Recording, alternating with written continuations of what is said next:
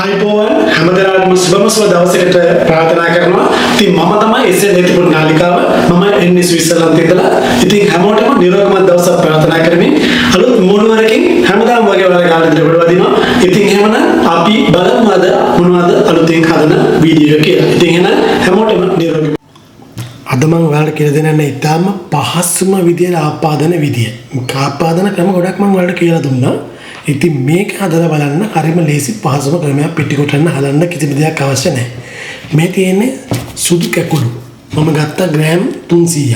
හොඳට මේක තාම මම හේදුවා විතරයි. හරි. ඒ වගේම ඊස්ට් මම දාන්නේ. ඊස්ට් ටීස්පූන් එකක්. සීනි ටීස්පූන් එකක්. පියා මේ සෑහෙන නෙමෙයි. හරි. මේ තියෙන පොල් කිරි ඝනකමටම මිලිලීටර 400ක්. දැන් මේ පොල් කිරි ටික ඔයාලා මේ හාල් එකට දාන්න. හරිද? දාලා ඊට පස්සේ මේ ඊස් ටිකත් මේකටම දාන්න. දාලා තියෙන්න අරින්න මෙහෙම කලවම් කරන්න. කලවම් කරලා හොඳට දැන් මේ රස්නේ වතුරෙන් තමයි තනිකර රස්නේ වතුර තමයි මේ කිරි එක. හරි. දැන් මේක මෙහෙම තියෙන්න අරින්න. මේ පැයක් විතර මේක විනාඩි 40ක් විතර වගේ මේක හොඳට මෙහෙම පෙඟෙන්න අරින්න. ඊට පස්සේ බලමු කොහොමද අපි ආපාදන්නේ කියලා. ඔන්න බලන්න. දැන් මේ බලන්න පිපිලා තියෙන්නේ හොඳටම ආල් ටිකත් එක්කම මේ දාපු ඉස් ටික. දැන් අපි මේක දාගන්න බෙන්ඩරේට. මේ විනාඩි 40කට පස්සේ හරි.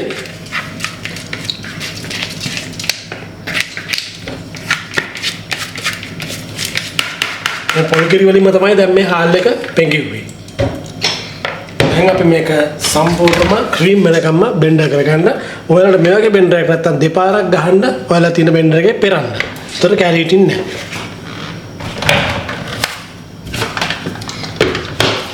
බලන්න දැන්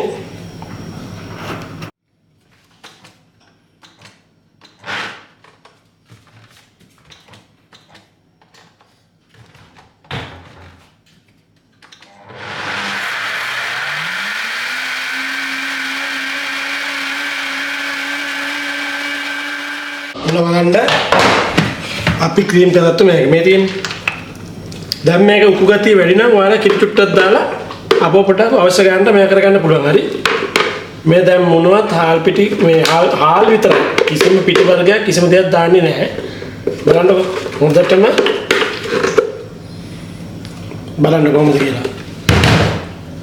දැන් මේ ඝනකම වැඩි කියලා හිතනවා නම් ඔයාලට ඔයාලා කිරි චුට්ටක් දාලා ලූස් කරගන්න. දැන් අපිට තියෙන ආපට එක පුච්ච ගන්න විතරයි.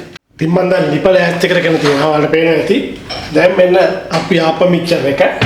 මම මේකට සීනි චුට්ටක් එකතු කරගන්නවා. අපි මං කො සීනි තේ ඇඳි භාගයක් දාගන්න කියලා.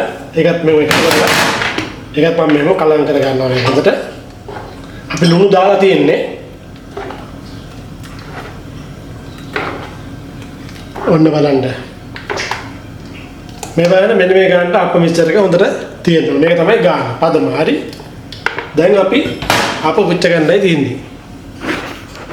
ඉතින් ඔන්න දැන් තාච්චිය රත් වුණා. මේ තාච්චිය ගොඩාක් රත් වුණොත් අප්ප අල්ලන්නේ. ඒක නිසා තාච්චිය ගොඩාක් රත් වෙලා වැඩුණොත් ඔයාලා මෙහෙම තාච්චිය වරන්න. ඔයාලා මේක නිමන්න උලන් මෙල්ල. හරිද? තාච්චිය ගොඩාක් රත් වුණොත් අප්ප ඒ අර කඩන් යනවා. එහෙනම් මේකේ තෙල් ගන්න අවශ්‍ය නැහැ. මේ non stick pan එක. මම ගත්තේ non stick pan එක. ඔයාලා මොන පෑන් එකක් ගත්තත් පදම් වෙච්ච පෑන් එකක් ගන්න අප්ප ගලවන්න පුළුවන් හොඳ පෑන් එකක් බලලා ගන්න. තාච්චියක් හරි. මොන බලන්න දැන් අපි දාගන්නවා.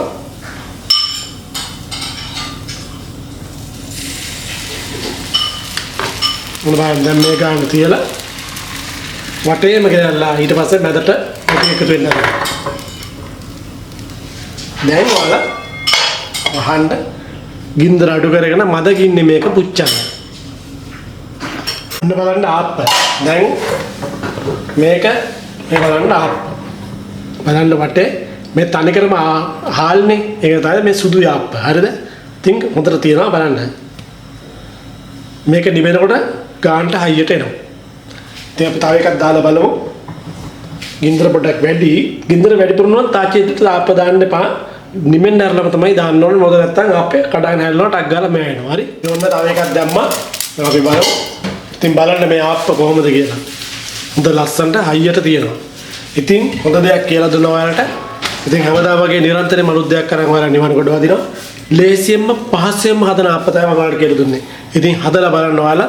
ඉතින් රස කියන්න හැමෝම තවම සබ්ස්ක්‍රයිබ් කරලා නැත්නම් අනිවාර්යෙන් සබ්ස්ක්‍රයිබ් ලයික් කරලා කමෙන්ට් කරලා අනිවාර්යෙන්ම තවත් කෙනෙකුට බලන්න ෂෙයා කරන්න කියලා ඉල්ලන්නේ. එහෙනම් හැමෝටම සුබ දවසක්. බලන්න අපි හදපු ආප්ප කොහොමද කියලා. ඉතින් මේ තරම් ඉක්මනට මේ තරම් ලෙහෙසියෙන් මේ තරම් රසට සුවඳට ආප්ප හදන සුපිරිම ක්‍රමය තමයි මම ඔයාලට මේ කියලා දුන්නේ. ඉතින් හදලා බලන්න අනිවාර්යයෙන්ම රසගුණ කියන්න. ඉතින් හැමෝටම නැවතත් කියනවා තිරුවන් සරණයි සුබ දවසක්.